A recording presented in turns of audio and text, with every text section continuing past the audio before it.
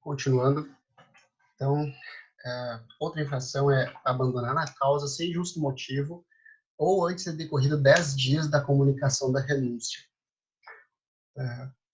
Lembrar, pode ver, prestar atenção que ele fala em causa, tá? E não processo judicial.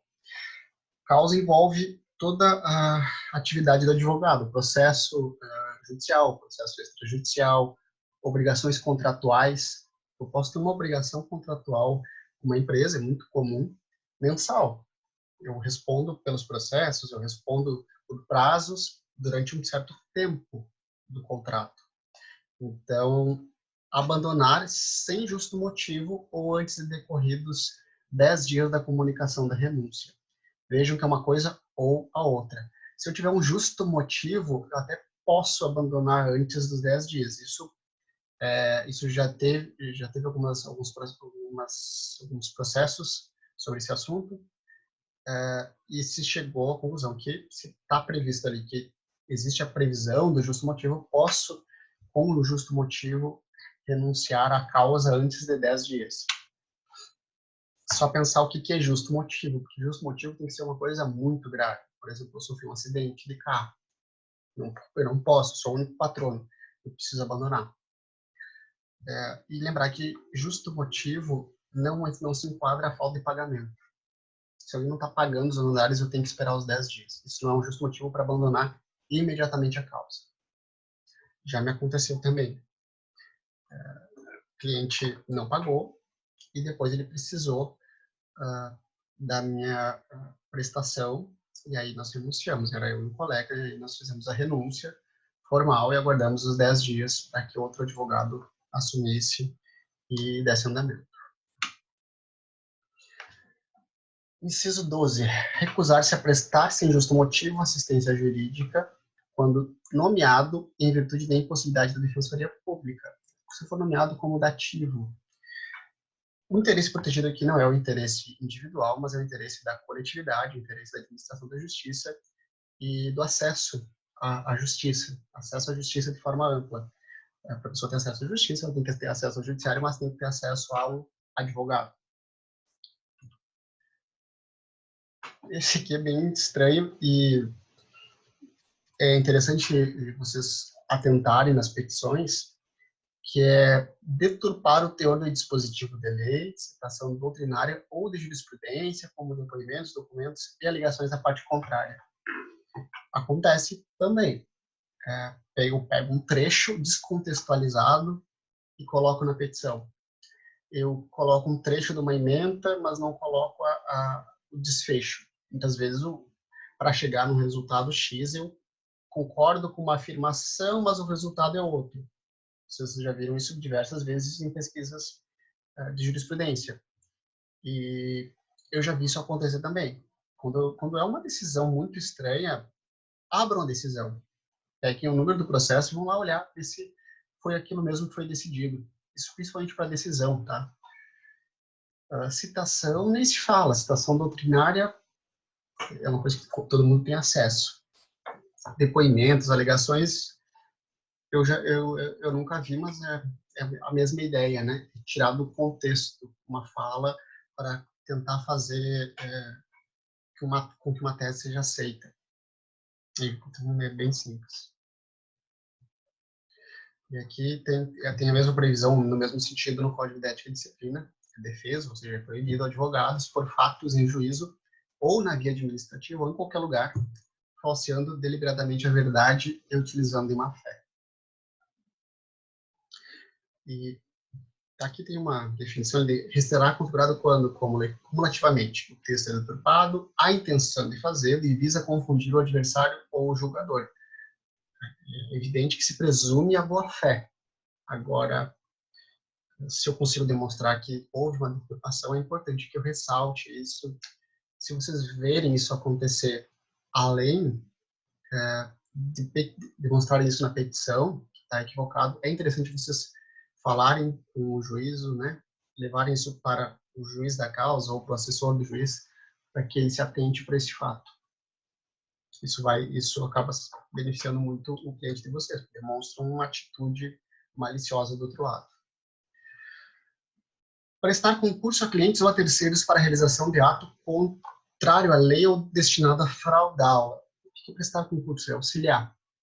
Tá? É auxiliar alguém a fraudar a lei. Então, ajudar de alguma forma aquele que, em tese, será o beneficiado para a realização de ato contrário à lei ou com fraude. O bem jurídico tutelado aqui é a regular aplicação da lei, proteção do sistema jurídico como um todo, né? A conduta atuar como coautor ou partícipe daquele que burla a lei. Um exemplo clássico é das reclamatórias trabalhistas em fraude. Isso eu não posso dizer que eu já participei, ainda bem que eu nunca fui convidado a participar disso, de simulação.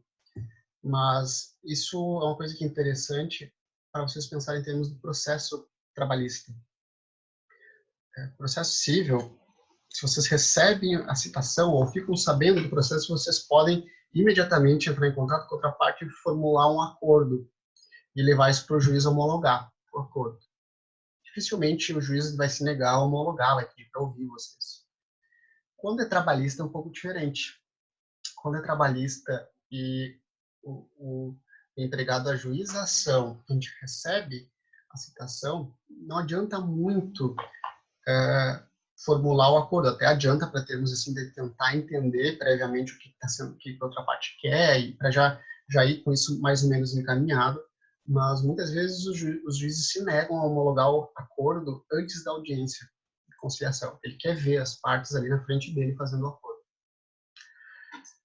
Eu não sei como isso está agora, né, com essa situação das audiências serem online, mas a ideia é que pelo menos o mínimo de controle o juiz tenha sobre a causa e veja as pessoas, tá, para evitar as simulações.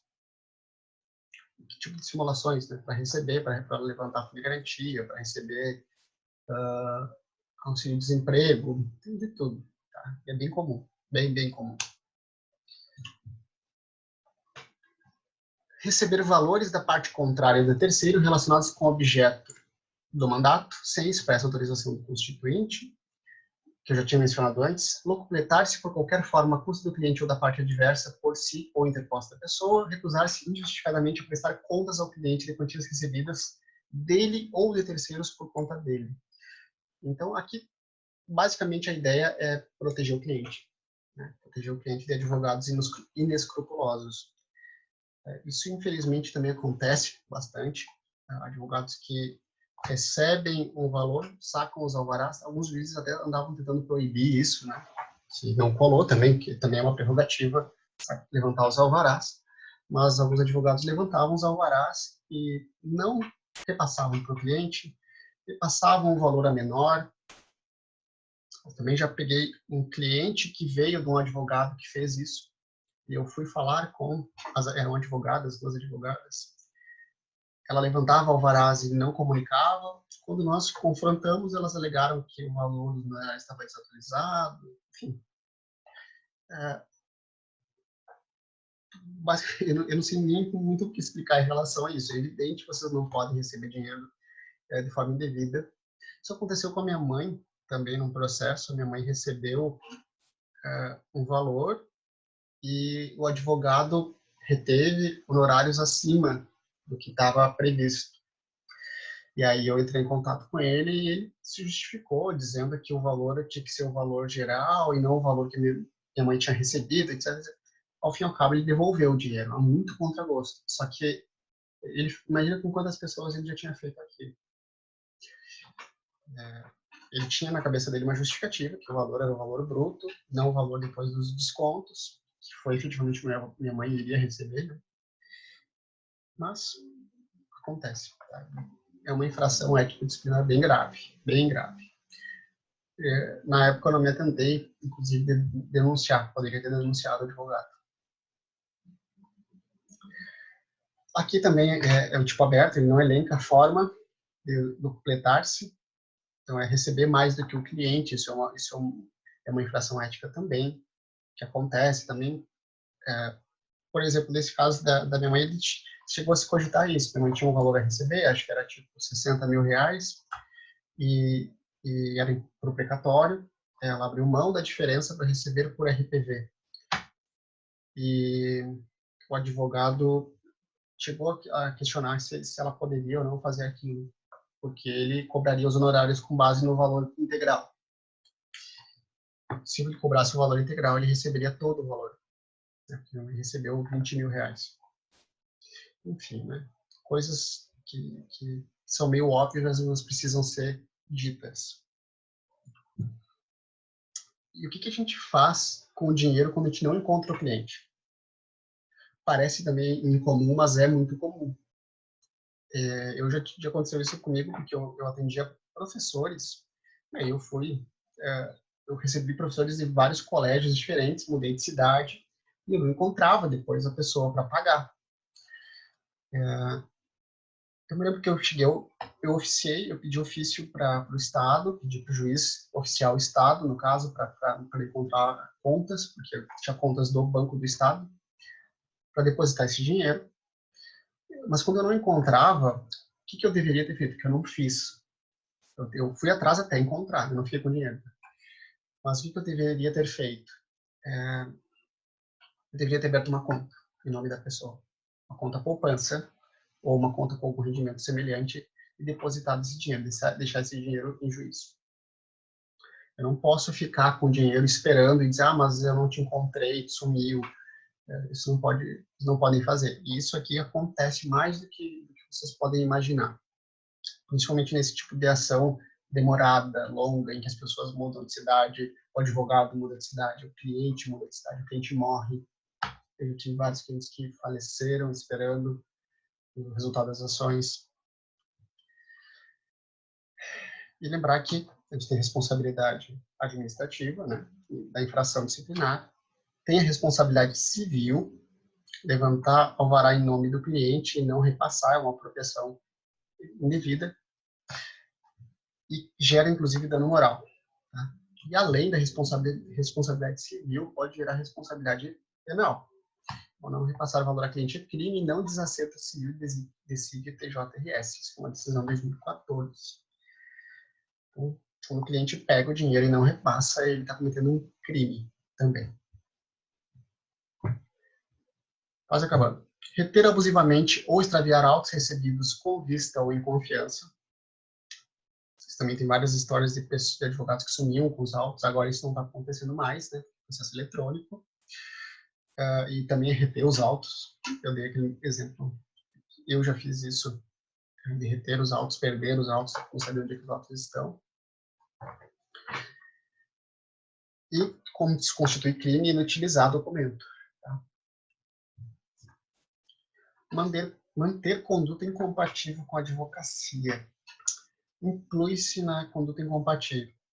Prática reiterada de jogo de azar não autorizada por lei. Jogador do bicho, sei lá. Incontinência pública escandalosa. Super aberto. Embriaguez ou toxomania habituais. Também bastante comum, né? Esse rol é exemplificativo. Basicamente tenta preservar a imagem da advocacia como um todo. E a prática de crime se enquadra? Não posso ser bêbado, mas eu posso praticar crime? Posso. Prática de crime somente pode ser interpretada como ato incompatível com a advocacia se estiver relacionado com o exercício profissional. Estranho, né? Enfim, mas pode. Encerramos por aqui. Até a próxima aula.